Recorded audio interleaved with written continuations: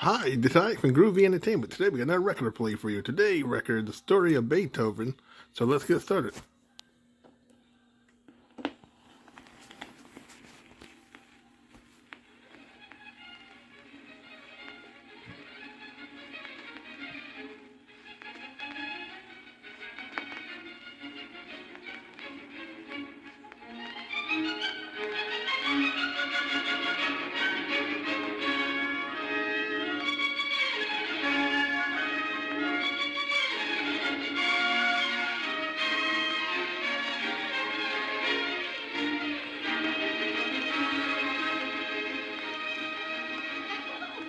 My dear, all the things I've heard about Herr Beethoven have made me very anxious to hear some of his music.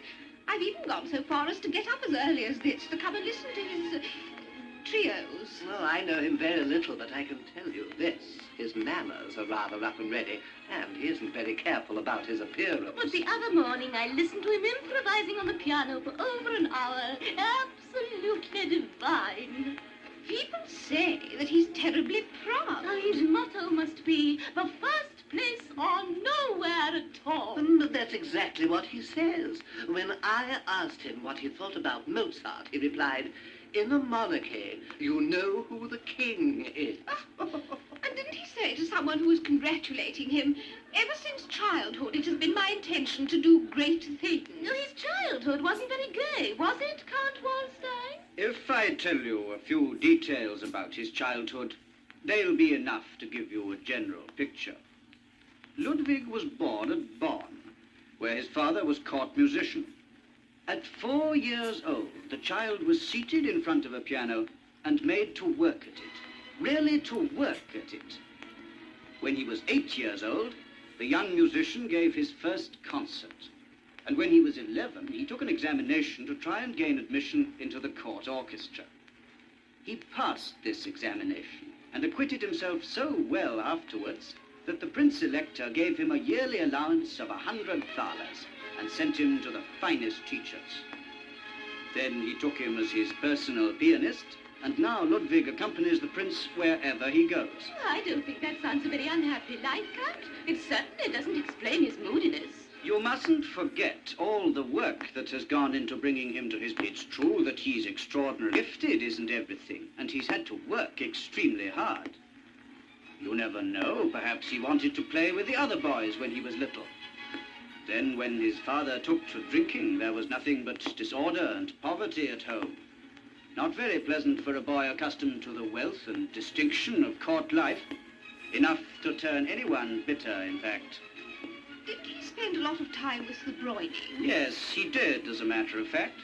That's where I met him. He says that the only happy moments of his childhood were those spent with Frau von Breuning and her children. Frau von Breuning is a gentle, charming, and cultivated woman. And when Ludwig's mother died, she took her place entirely. She gave him a certain amount of culture and was very understanding when he had his moods and fits of anger. Ah, even at that age he was very proud then. Beethoven was born to be a conqueror.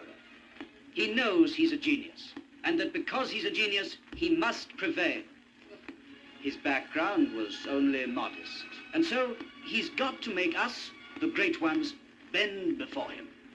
For in his eyes, our only merit is the very slender one of birth. And his ideas aren't going to be changed by Prince Lichnowsky, who's been looking after him and spoiling him for the past year or so.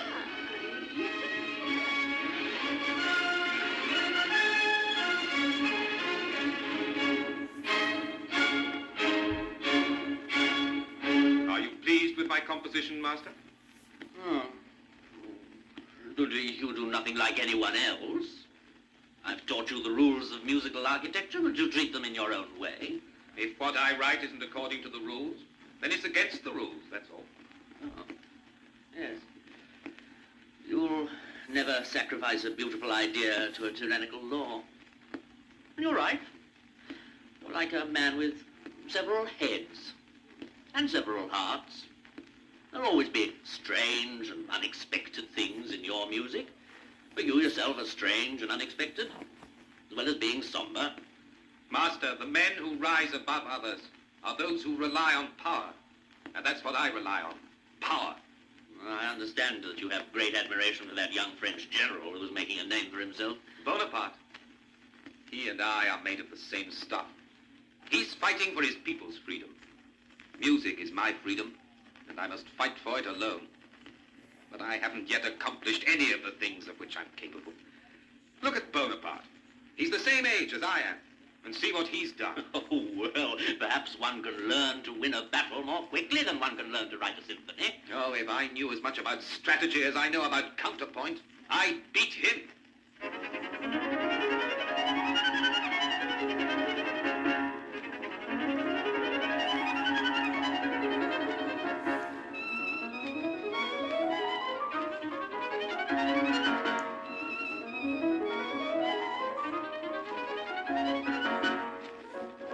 Oh, I've not heard anything so beautiful for a long time. Oh, this music is absolutely heavenly. A moonlit night in the country. Who are you dedicating it to, Master? Who's he dedicating it to? What a question to ask. Can't you see how Julieta's blushing? Your Highness, could I have a few words with you in private? Of course you can. Come this way. Julieta, you're a sly one. I'd like to bet he's going to ask you to marry him. That fella never does anything like anybody else. I think that he's in love with me and that he'd like to marry me. But are you in love with him? Well, I don't know. He's generous, sensitive and cultivated, but he's so ugly and he's terribly touchy. Reese, you should know him better than anybody else. You've been his favorite pupil for years now. Heavens, don't ask me what he's like. If anybody makes a noise while he's giving me my music lesson, he gets up suddenly and throws all the books on the floor. Oh? You're only 16 years old, and he's 30 already. What'll you do? I'll do what my father tells me to do. But I think I prefer Count Gallenberg. He dances so well. Beethoven's coming back. Uh-huh. He looks in a bad mood.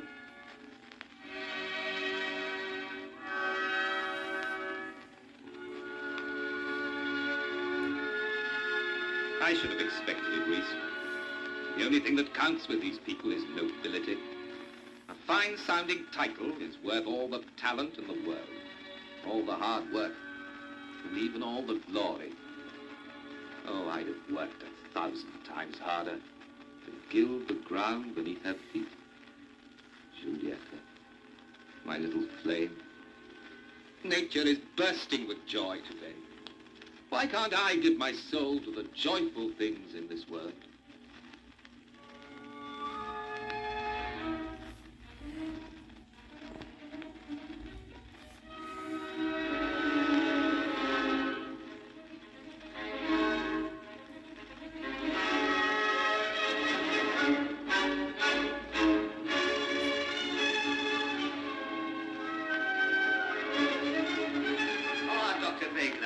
I'm glad I've met you. Now, is it about Ludwig? Has something happened? Count Giacardi has just refused to allow him to marry his daughter. Oh, poor fellow. That on top of everything else he's gone through on account of his... Do you mean his deafness? Yes. For years now he's been going through hell because of it. He's kept it a secret from everyone, hoping that it will be cured in time. What do you think about it, Doctor? Well, I've advised him to try several courses of treatment. He's got his eyes open for any new remedy that appears, but I'm afraid... Let's go to his house. We ought not to leave him alone. Yes, that's true. Tell me something. You always go with him when he's visiting people. Hasn't anybody noticed that there's something wrong with his hearing? Well, he's so absent-minded, you know. And if he says or does anything queer, or if he doesn't reply when somebody asks him a question, it's put down to absent-mindedness. When he's sitting at his piano, he lives in a world of his own. Nothing else matters.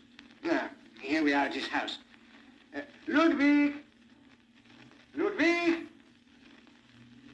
No reply. Let's go in.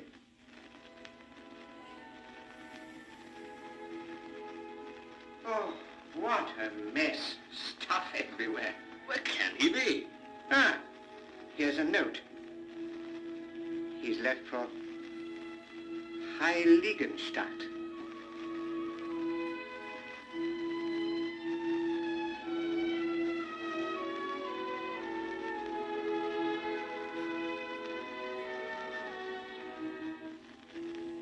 Hope is falling falling away from me, just as the leaves fall from the trees in autumn. Since childhood, my mind and my heart have known the generous impulses of goodness. But for a number of years now, I have struggled against a complaint which will certainly take a long time to cure, and which may even be incurable. I am obliged to cut myself off from men and resign myself to a solitary life. Were it not for my art, I would put an end to my days. But it is impossible for me to leave this world before accomplishing everything with which I feel I have been entrusted. If any man should one day read these words, a man oppressed with the same burdens as I am, let him take courage from the example of one who struggled for admission into the ranks of artists and the elite in the face of overwhelming difficulties. Oh, Providence, let me experience one day of joy. Only one day.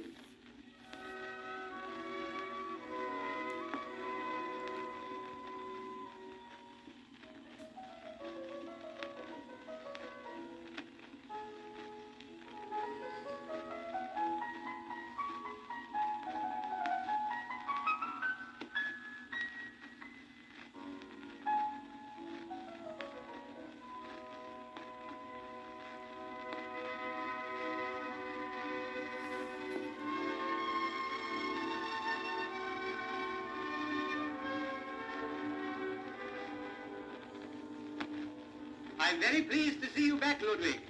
You shut yourself off from people even longer this time. I've been meditating. I've read Plutarch. I've learned resignation from him. Resignation? You resigned? Yes, but I've decided to stand up against the evil fate which is forever pursuing me. I'll drive my fist into destiny's ugly maw. Ah, Ludwig, I recognize you now. The fighter in you is not going to give in. To begin with, I'll make a public announcement about my deafness. I don't want it to be a secret any longer. I think you're very wise. It's the only way to stop any tittle-tattle. And at the same time, it'll show that your music's entirely independent.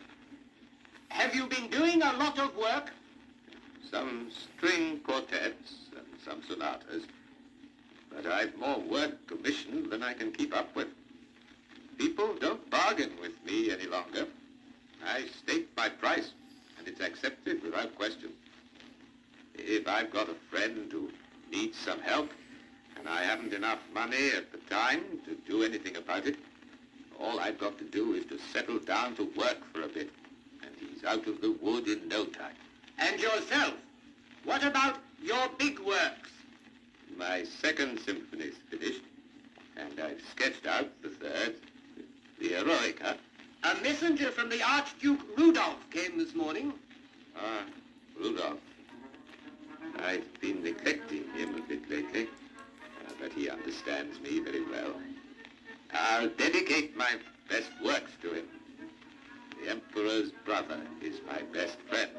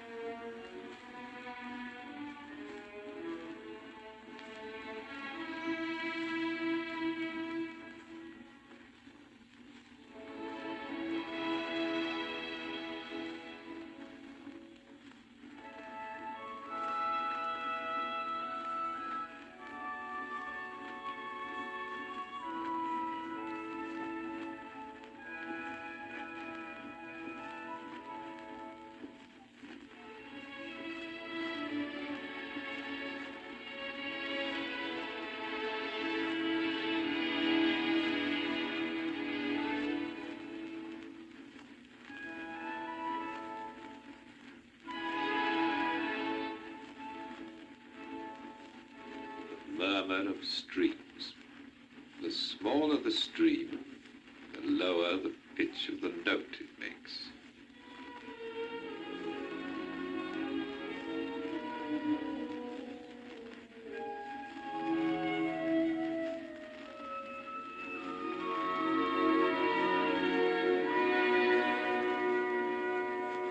I say, it's Beethoven. Herr Beethoven! He doesn't hear us. He's almost completely deaf. It's not so much his deafness which keeps him from hearing us, as his concentration on what he's doing. Look, he's scribbling something in a notebook. He's composing. What? Out here in the country? Yes, that's the way he goes about it. He goes out and absorbs all the impressions that he can recognize from nature. And then when he gets back home, he rushes to the piano. Herr Beethoven! Oh? Oh, good day to you. So you come here to paint? You're right, too. This Viennese countryside is wonderful. That's where you get your best ideas. Well, I can understand that for a painter, but for a musician... It's only in the company of nature that I find myself thoroughly in harmony with the world. And when I work, I'm just like your painters. I've always got a picture before my mind's eye. Poetic vision. With poets, visions transform themselves into words. With me, visions hum and sing until they're transformed into music. And one day, we'll hear a symphony where the rustle of the leaves in the wind replies to the song of the birds. We'll hear the murmur of a stream. We'll hear the crash of thunder after a sultry summer day. There'll be harvest songs, and country dances, and music that men make whenever work in the fields is finished. It will be called the Pastoral Symphony.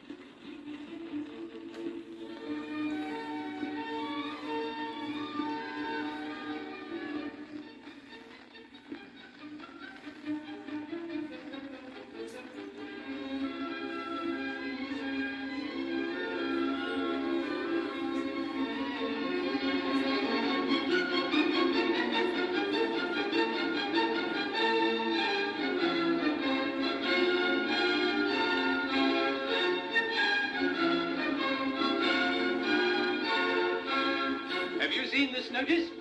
First performance of new works by Herr Beethoven. Fifth Symphony, Sixth Symphony, Fourth Piano Concerto, Sanctus and Gloria in C major, Fantasia for piano and orchestra, improvisations of the piano by Herr Beethoven. Well, there's at least 4 hours music there. Is Beethoven conducting the orchestra? Don't be stupid. He's almost completely deaf. All the same, it is Beethoven who's conducting. He listens with his eyes. He knows every movement the musicians make. I saw him when I had to take some music to him. But he said it's his last public concert.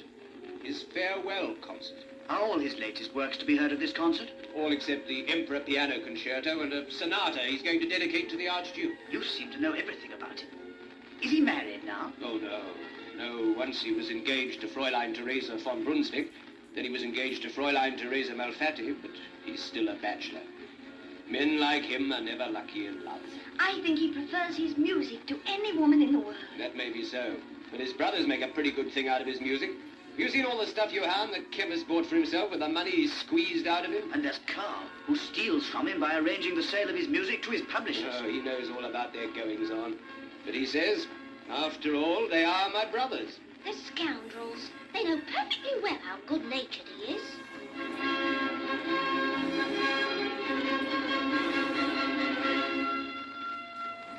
Ah, my friends, what a wonderful, exciting day. I've just spent a couple of hours with Herr Goethe. What does he say? Was he pleased with your music for Egmont? Well, I'm sorry, I didn't catch what you said. I'm not hearing well today. Here, take the notebook.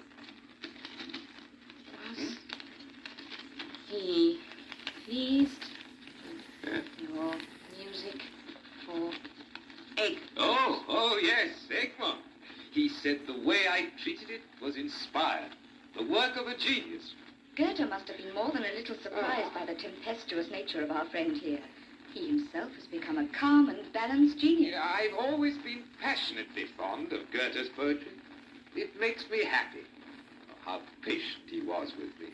What a lot of good he has done me. He was above all polite, I'd say. Beethoven's violent nature must have hurt him more than once. What a symbol. Germany's two greatest living geniuses talking to each other and neither understanding the other.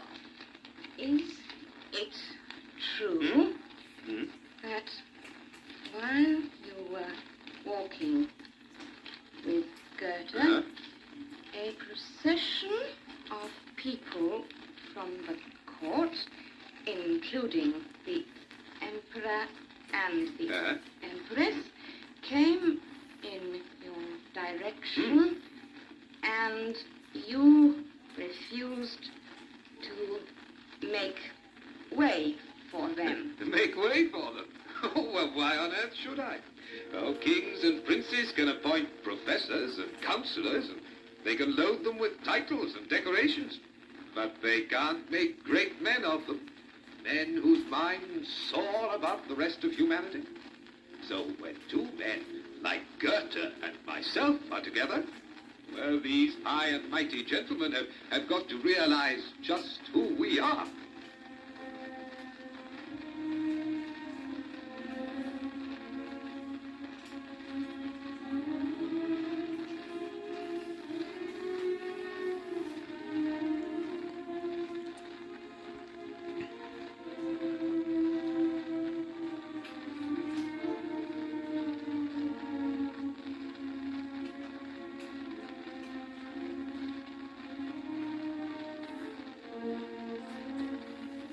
My dear Stefan, Archduke Rudolph presented me to kings and queens, emperors and empresses.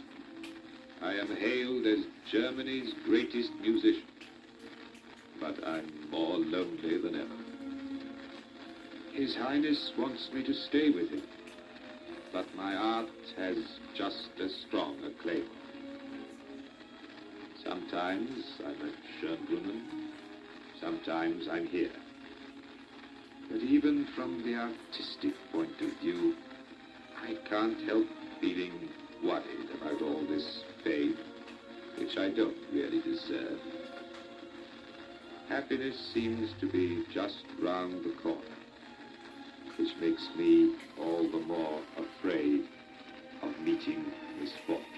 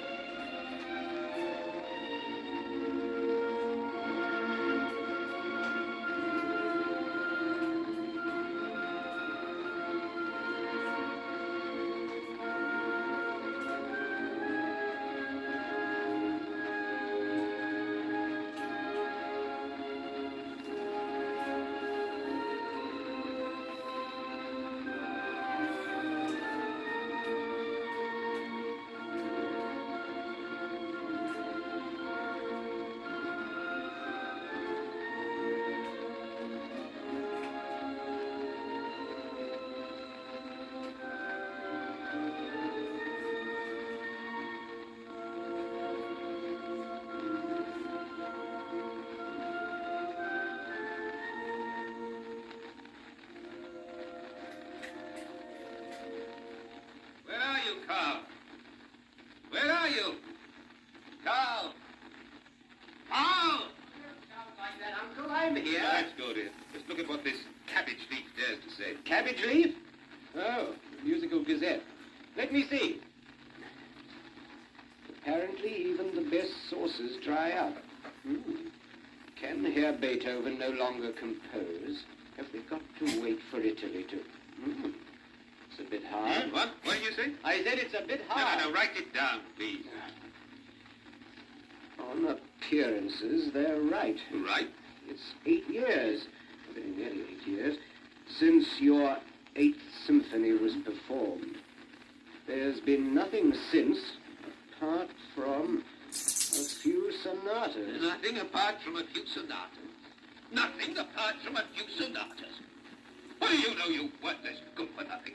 What do you know of the mind and the inspiration, the music? musical training and the long years of study. Oh, Uncle, please don't go on like that. I know very well What do that you think you know? It's almost 10 years now since I snatched you out of the claws of a disgraceful mother to try and make a man out of you.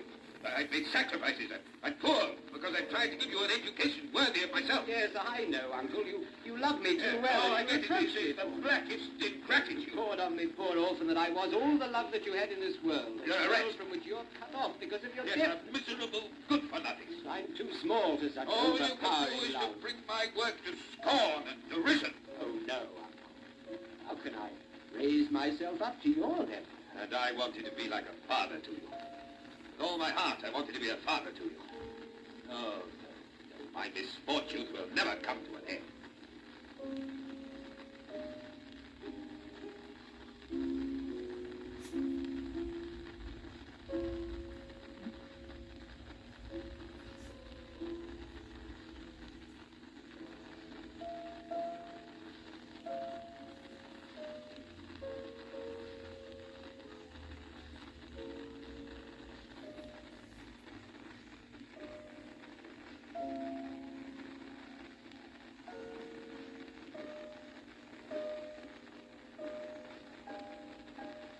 Tell me, Schubert, are we certain to see the master? Yes, of course we are. He spends all his days in the forest nearby and has his meals here. That is when he's not in the Archbishop's library, studying plain song and chants for his solemn mass. Anything is within his power. He's not only the most advanced and the richest of us all, he's also the most courageous. We can't understand everything he writes. To do so, we would have to have as great a mind and as great a heart as he has. Franz, what enthusiasm. Oh, you can laugh. Didn't you tell everybody that he'd said you were a devil of a fellow? You were pretty pleased, weren't you? Yes, you're right. He is the greatest of us all. Isn't that him over there? Yes, it is. Look. When he's alone, his face is all lit up. He's just been for a long walk in his beloved nature. He's found new themes. He's happy. His meditation, the musical universe he carries around with him, allow him to overcome men's mediocrity, suffering, his own destiny even. Let us leave him to himself.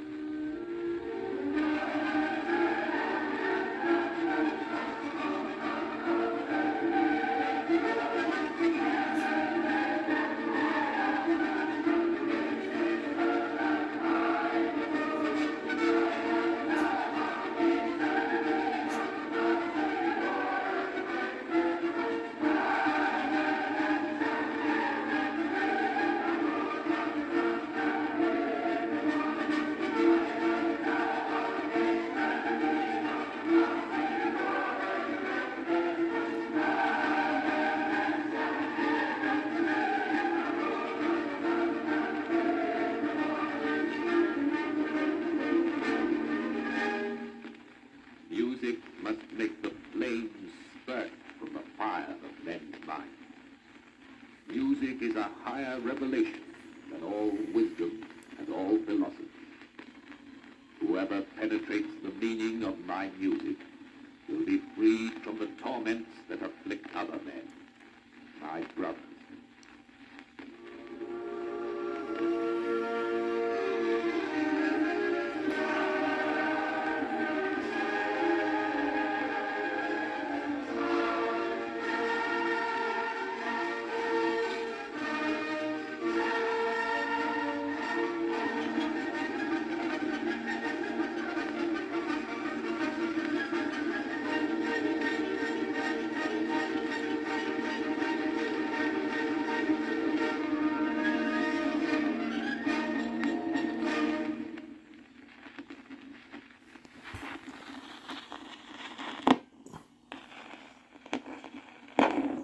So, that was the story of Beethoven. So if you like, subscribe, share, and comment, and have a groovy day with another video coming out real soon.